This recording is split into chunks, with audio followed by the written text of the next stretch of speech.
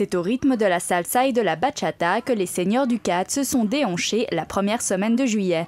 Un stage avant tout d'initiation organisé par Tania Nerfine et Catherine Chuard.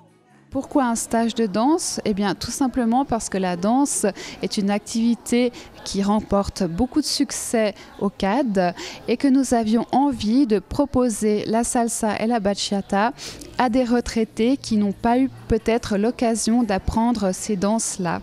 Et puis nous les proposons donc sous la forme solo parce que nous avons remarqué que bien souvent les retraités peuvent être amenés à s'être séparés ou se retrouver seuls parce que le conjoint est décédé et à avoir envie petit à petit de renouveler avec une activité. Et la danse peut être une activité joyeuse qui permet aux retraités de retrouver un peu de convivialité, de chaleur humaine et puis de partager des expériences avec d'autres. Et on essaie de faire un petit truc comme ça et si vous n'y arrivez pas, vous pointez. On fait 3 quarts de salsa et 1 quart de bachata, donc la salsa cubaine. Et la bachata qui est une danse de la République dominicaine. Et donc on initie un peu à ces danses un peu, disons, tropicales.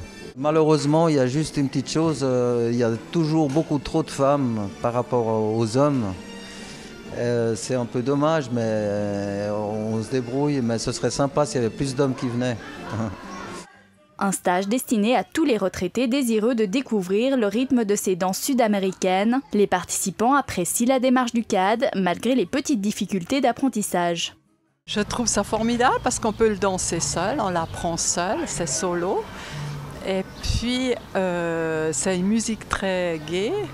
Et puis ça fait longtemps que j'avais envie d'apprendre, d'essayer la salsa et je trouve ça formidable qu'on peut faire cette activité ici, au CAD.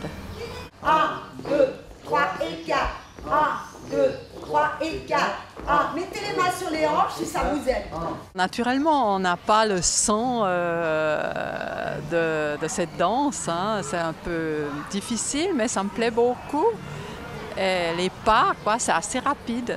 Il faut faire des petits pas. Offrir des cours de danse adaptés au rythme de chacun, tel est l'objectif de ces stages, afin d'encourager le plus grand nombre à se lancer sur la piste de danse.